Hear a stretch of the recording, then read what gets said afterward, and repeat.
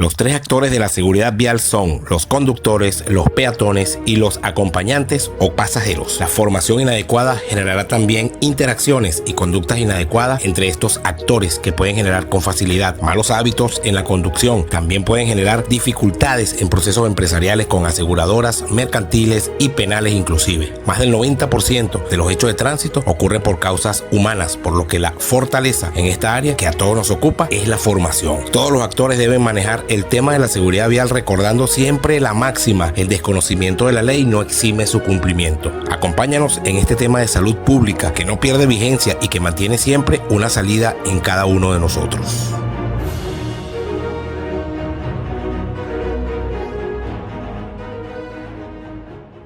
Este programa llega a ustedes gracias a Worldwide Security Option, caminando hacia el futuro de la seguridad.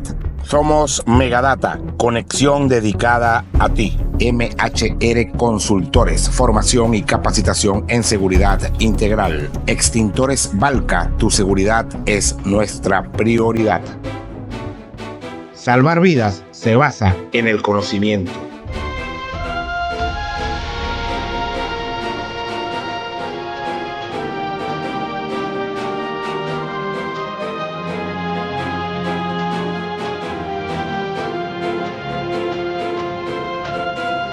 Si quieres apoyar este excelente trabajo de la Fuerza del Saber, te puedes convertir en un sponsor, pero además nos puedes contratar para ser facilitadores de tu personal a través de estos números. Publicidad que salva vidas.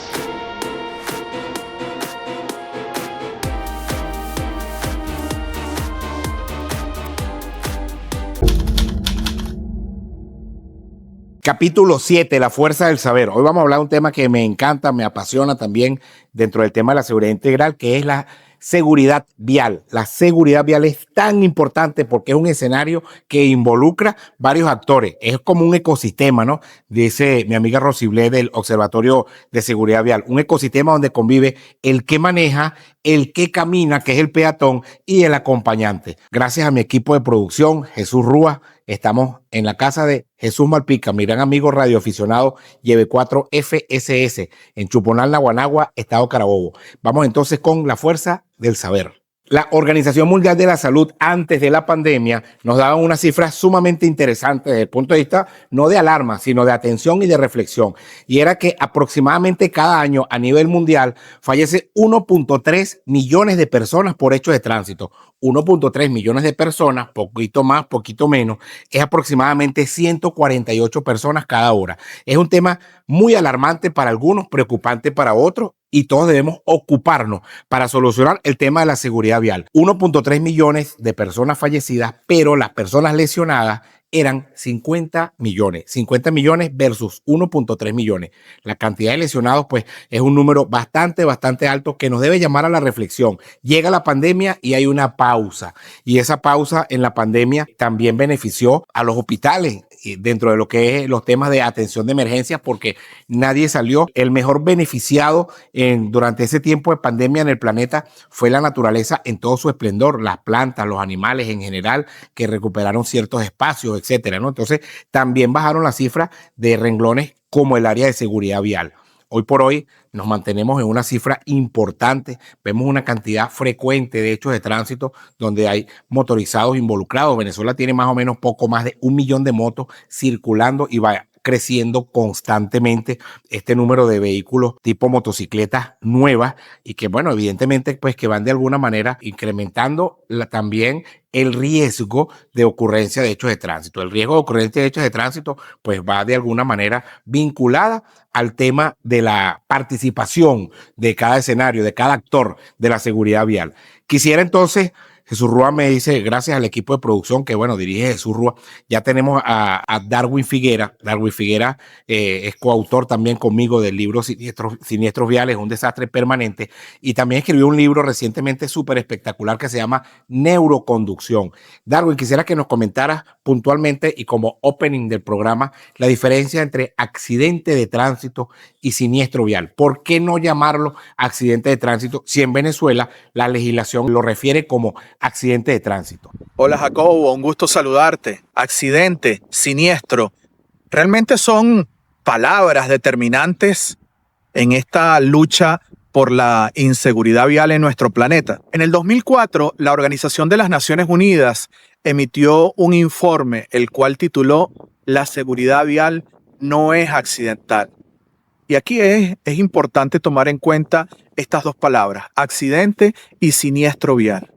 La palabra accidente infiere algo que es fortuito, imprevisible e incluso inevitable. Por eso pierde fuerza, incluso a nivel legal, porque cuando nosotros en una primera instancia calificamos de accidente un hecho ocurrido en la vía, ya lo estamos calificando, ya le estamos quitando responsabilidad a la persona o las personas que estuvieron involucradas, porque de alguna forma estamos emitiendo el juicio y estamos indicando que fue algo fortuito, imprevisible, inevitable, es decir, que no hubo culpa. Cuando realmente los siniestros viales deben ser investigados porque la gran mayoría de los eventos que ocurren en las vías pueden ser evitados. Entonces, por esto ha habido un movimiento a nivel mundial para pasar de la palabra accidente a siniestro, porque el siniestro lo que hace es indicarnos, en este caso el siniestro vial, que es algo que primeramente debe ser investigado, que además tuvo causas y que esas causas pueden determinar culpables. Entonces esto es importante. Fíjense incluso cómo las empresas aseguradoras no tienen departamento de accidentes, tienen departamento de siniestro, porque cuando usted va y lleva un caso a una aseguradora, la aseguradora se lo recibe y dice, bueno, nosotros vamos a investigar para ver si realmente usted fue o no fue culpable, tuvo o no tuvo responsabilidad en lo que ocurrió. Si usted, por ejemplo, iba a exceso de velocidad, si usted no respetó una norma de tránsito, eso es lo que implica y lo que nos puede dar como resultado si una persona fue culpable o no, tuvo responsabilidad o no. Entonces, es un tema de mucha polémica y que se pudiera estar hablando durante mucho tiempo, pero básicamente tiene que ver con esto. ¿Realmente pudo ser evitable? Muchas gracias, Darwin Figuera. Toda una eminencia y uno de mis mentores, lo digo en público, de mis mentores, el tema de la evaluación y análisis de los hechos de tránsito, en las causas y sobre todo cómo ayudar como ciudadanos a este tema que nos ocupa a todos. Bueno, sí, y ya sabemos entonces que no es legalmente incorrecto hablar de accidentes de tránsito, pero los jueces, sobre todo en el área penal, no lo mencionan, las aseguradoras no mencionan la palabra accidente, los investigadores tampoco, y los especialistas en muchas partes del mundo de habla hispana no hablan de accidentes de tránsito, sino de hechos de tránsito, hechos viales, siniestros viales, etcétera. Esa es la razón, porque inferimos un acto inocente, entre otras cosas. ¿Por qué ocurre un hecho de tránsito? Mucha gente nos pregunta, no, que es por culpa del hueco. Hay un hueco y por ahí todos se matan. Y resulta que pasaron 100 personas y desafortunadamente se mató una o dos o cinco, pero no fueron los 100. Quiere decir que no es solamente el hueco. Si nosotros enumeramos, si lo tenemos en pantalla, las causas, entonces tenemos causas de los hechos de tránsito. Bueno, mira, ingesta de alcohol, ingesta de medicamentos, cierto tipo de medicamentos, o el consumo de estupefacientes, drogas, pues que pudieran de alguna manera alterar la capacidad motriz de análisis, etcétera, de una persona y que evidentemente se vuelve más peligrosa. Tenemos también la imprudencia, la impericia, el mal estado de la vía, el mal estado del vehículo, desconocer, porque la gente, mira, yo no sabía que en las esquinas yo debía pasar a tantos kilómetros por hora. Yo me imagino que todos saben a qué velocidad debe pasar las intersecciones de las vías en Venezuela. Nuestra legislación establece que 15 kilómetros por hora. Pero es bueno que lo refresquemos y que las personas de nuestro entorno lo sepan. Si usted va a 16 kilómetros por hora y yo se lo compruebo a 20 kilómetros por hora porque usted lo puso en un informe o simplemente logré comprobarlo con testigos, análisis técnico del vehículo, cámaras de video, etcétera, usted va a exceso de velocidad y la legislación establece que las personas que van bajo efectos de alcohol, no importa cuánto tenga, pero bajo efectos de alcohol o a exceso de velocidad, son responsables del hecho de tránsito. Entonces, ¿qué pasa cuando ocurre un hecho de tránsito? Bueno, es fácil. La persona tiene un elemento distractor, que es uno de los principales ingredientes, porque un hecho de tránsito tiene 2 o 3 ingredientes. ¿Cuáles son esos ingredientes? Bueno, los que mencionamos. Yo vengo manejando, vengo a exceso de velocidad, porque en una autopista la velocidad máxima para un vehículo de uso particular es 90 kilómetros por hora del lado izquierdo de la vía, a menos que haya velocidad regulada, que es la velocidad que está en un circulito como lo vemos en pantalla. Este cartel que ustedes están viendo indica velocidad regulada, velocidad máxima en ese tramo de la autopista. Ajá, si yo voy a exceso de velocidad, voy a 140, 120 kilómetros por hora, pero además de eso, voy hablando por el celular, pasando mensajes, y además de eso, voy bajo efectos del alcohol y el vehículo está en mal estado, pues ya hay varios ingredientes que se van a materializar en un hecho de tránsito. Un hecho de tránsito normalmente ocurre por la suma de dos o más de las causas. Por ejemplo, una persona que se pase un alto, hablando en venezolano, pasarse un alto es comerse la luz, lenguaje venezolano. Si una persona se pasa un alto y otra persona también lo hace y ambas están a exceso de velocidad y no están pendientes de la vía, son varios ingredientes. Como ustedes lo pueden dibujar, claramente se forma un hecho de tránsito. ¿Por qué? Porque hay varias cosas que se sumaron. Otra cosa importante, y me parece vital destacarla, es que la autoridad no debería colocar, yo no debo colocar en un informe, causa del hecho de tránsito, bueno, imprudencia de A o imprudencia de B. Yo no estaba en el sitio, no lo vi, no tengo declaraciones, no sé si la persona fue víctima de un hecho delictivo y la obligaron a consumir estupefacientes o sustancias psicotrópicas, bajo coacción hizo eso y estaba huyendo, entonces no es intencional, pero hay una responsabilidad. Por todas esas causas, los que determinan qué pasó en un hecho de tránsito es un tribunal bajo un proceso de investigación, bajo las autoridades que tienen competencia en la materia, que hacen el levantamiento del hecho de tránsito, recaban una serie de información y después es el tribunal, a través de una sentencia firme, que puede decir quién es responsable del hecho de tránsito. Y aquí hay algo bien importante que quisiera destacar, que es el tema llamado dolo eventual. Esta es una figura jurídica en la cual se pretende explicar que aquella persona que puede ser responsabilizada de un delito, en su mente, en su conducta, estaba interiorizada la posibilidad de ocurrencia de un resultado final. Es decir, la persona que es responsable del hecho, antes de que este ocurriera, tenía en su mente la probabilidad de que ese hecho se manifestara, y aún así, por negligencia, por imprudencia o por impericia, él decidió asumir ese riesgo y seguir adelante con él, y desafortunadamente se materializó. Generalmente esto está atribuido a los accidentes de tránsito. Sin embargo, es muy interesante que tomemos en cuenta que hay tres elementos que conforman el dolo eventual de acuerdo a la jurisprudencia venezolana, especialmente la sentencia 490 de la Sala Constitucional, que fue emitida el 12 de abril en el año 2011. En esta jurisprudencia vamos a encontrar los tres elementos que conforman el dolo eventual. Número 1, el grado alcohólico superior a lo permitido por la legislación en el sujeto activo, es decir, en el conductor que ocasionó el accidente de tránsito. Número 2, el exceso de velocidad. Y número 3, la omisión de socorro a las personas que hubiesen resultado perjudicadas por el acto del agresor. Estas tres conductas no tienen que ser concurrentes, es decir, si la persona responsable está incursa en cualquiera de los tres elementos, bien sea porque tenía un grado alcohólico superior al permitido por la ley, o iba a exceso de velocidad, o omitió socorro a las personas que lesionó, pues cualquiera de las tres son válidas para aplicar el dolo eventual. Bien importante, gracias Andrés. El tema del dolo eventual, tenemos que tener en cuenta, porque recordemos el caso de febrero de 2005, donde falleció un famoso deportista venezolano de apellido Vidal, y que fue, bueno, echando pique, bajo efectos del alcohol, y la persona tenía sus documentos. Recuerden algo, artículo 2 del Código Civil y 60 del Penal.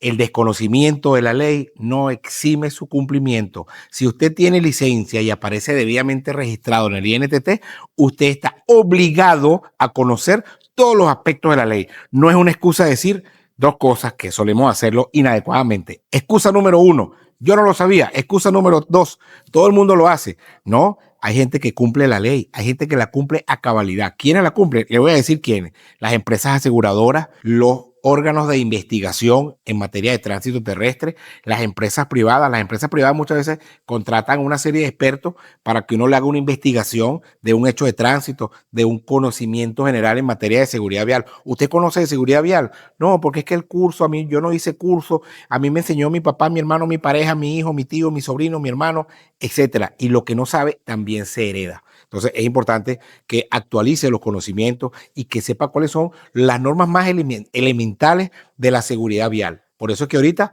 vamos a dar unos tips de seguridad vial muy puntuales. El conocimiento en materia de tránsito terrestre nos va a hacer cada día más seguro. Por eso quiero dejarte estos tips.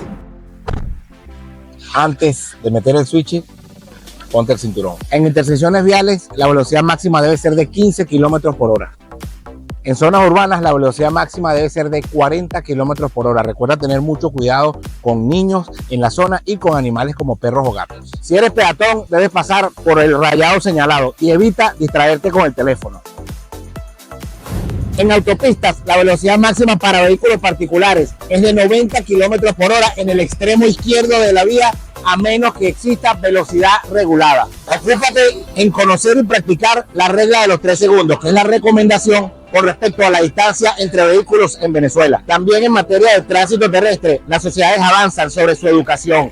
Consulta siempre con profesionales. Bueno, este video también fue grabado y editado por Jesús Ali Rúa, de Espíritu, Estado Falcón, Venezuela. Nosotros queremos buscar cuál es la solución o nuestra sugerencia.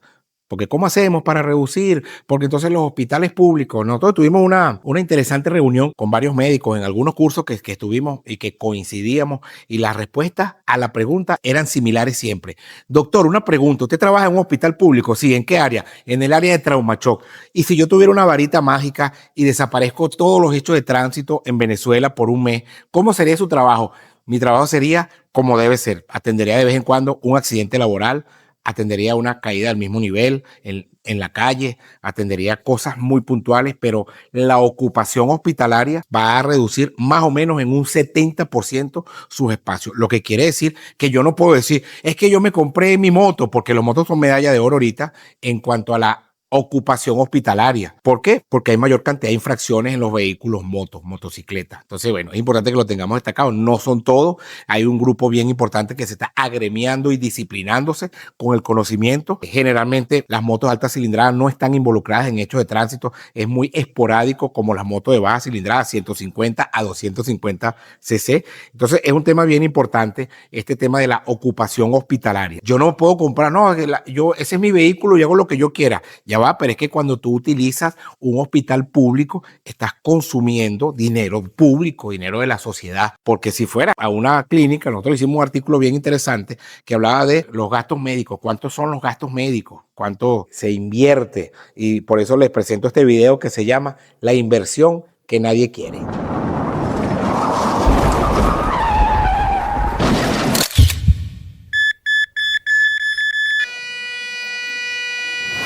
Si estás involucrado en un hecho de tránsito, seguro vas a perder días valiosos, por muy pequeño que sea, pero además vas a tener una pérdida importante, repentina y no calculada de dinero. La adquisición de medicamentos e insumos que vas a requerir para la atención en caso de un hecho de tránsito deben ser de inmediato buscadas, adquiridas y entregadas al personal médico o al personal que va a hacer lo que es la atención posterior. No puedes esperar 15 días ni una semana. Esos son gastos también inesperados. Y ahora la clave: ¿cómo ahorrarte ese dinero que no está previsto ni calculado? Si tienes licencia y aparece registrado en el INTT, pues debes conocer todas las normas. Apréndelas, conócelas para que las puedas practicar. Y sobre todo, sé cortés siempre, conductor, peatón y acompañante. Consulta siempre con profesionales. Hace un poco de reflexión con respecto al tema de la inversión y el costo de lo que estamos hablando. ¿Cuánto vale ingresar a un hospital, aunque yo no vea el pago y aunque yo tenga que comprar medicinas, laboratorios, etcétera? El gasto que se genera es un gasto que alguien lo paga y que es una erogación bien importante. Nosotros como sociedad tenemos la mitad de la solución al menos. Hay una parte importante que es el Estado, otra parte es la escuela, pero nosotros tenemos buena parte de la solución. Y te recuerdo que En la descripción de este capítulo de la Fuerza del Saber, bueno, Jesús Roya ya generó la coordinación para dejarte unos vínculos de varios programas que son inherentes a seguridad vial. La seguridad vial es permanente el aprendizaje. Mientras más sabemos, tenemos más fuerza. Y por eso esto se llama la Fuerza del Saber. Vamos entonces con las sugerencias para poder solventar en conjunto nosotros, ¿quiénes vamos a participar? Solamente los que nos están viendo y nosotros que estamos aquí tras cámara. Es importante que la sepamos y que lo hagamos. La primera sugerencia que debemos seguir nosotros como comunidad es la formación. Nosotros tenemos que saber de tránsito terrestre. No importa cómo hayas obtenido la licencia, no importa que manejes poquito. Tienes licencia, tienes que saber, porque ya lo hablamos del tema del artículo del Código Civil y 60 del Penal. Entonces necesitamos conocer del tema de tránsito terrestre. Lo vamos a hacer, bueno, buscando profesores de buena talla, profesores de buena proyección, con renombre, que nos puedan hacer esa formación. Yo tengo un manual de fraseología y terminología que está a la orden, es gratuito, nos lo piden a través de los comentarios y nos mandan un correo o un teléfono y se lo mandamos sin costo alguno, Se lo mandamos para que tengan una formación bien importante y sepan cuál es la diferencia entre choque, colisión, embarrancamiento, encunetamiento, atropellado y arrollado. En las motos no derrapan, es un error decir derrapó la moto, eso se llama caída de ocupante y se puede decir perdió el control y los ocupantes cayeron, ocupantes, porque los dos no tripulan la moto, hay un tripulante y un pasajero, cuando son dos personas, que no estoy hablando de otros artículos o de otras personas, cosas que no se deben hacer. Entonces, ¿cuáles son las recomendaciones puntuales? Bueno, uno, la formación. Nosotros tenemos que hacer una formación desde la familia, fortalecernos, no, porque en la empresa nos tiene que dar curso obligado, porque la LOXIMAD y que es un deber, pero y nosotros como ciudadanos también tenemos que poner nuestro grano de arena y poder fortalecernos como comunidad a través de la familia, a través de esa formación. Fulanito tiene licencia, fulanita tiene licencia, vamos a enseñarle. Enseñar a manejar no es mover el carro, enseñar a manejar es convivir con todo el ecosistema de la seguridad vial, pero además conocer la legislación, el reglamento, que los semáforos tienen una normativa, que los reductores de velocidad o resaltos, mal llamados policía acostado, no pueden tener o no deben tener más de 10 centímetros de alto. Hay una serie de recomendaciones importantes que debemos todos saber, pero que lo vamos a aprender pues a través de formaciones. Recordemos siempre, y con esto queremos cerrar este capítulo que nos parece bien interesante, pero que debe ser acompañado de un proceso de formación quizás un poco más extenso para la familia, para la comunidad estudiantil, para que los colegios hagan, mira, vamos a darle una clase a los representantes, vamos a organizar una clase a los niños que están en cuarto, en quinto, en sexto grado, en la universidad, ya pisando bachillerato, que ya van agarrando, buscando la licencia y los carros de sus padres o representantes. Todo esto es importante porque recordemos que en materia de fortaleza ciudadana, la educación en el futuro tiene que seguir siendo siempre el presente. Consulta siempre con profesionales y gracias por compartir con nosotros este capítulo de la Fuerza del Saber, Seguridad Vial. Este programa llegó a ustedes gracias a Worldwide Security Option, caminando hacia el futuro de la seguridad. Somos Megadata, conexión dedicada a ti. MHR Consultores, formación y capacitación en seguridad integral. Extintores Valca, tu seguridad es nuestra prioridad.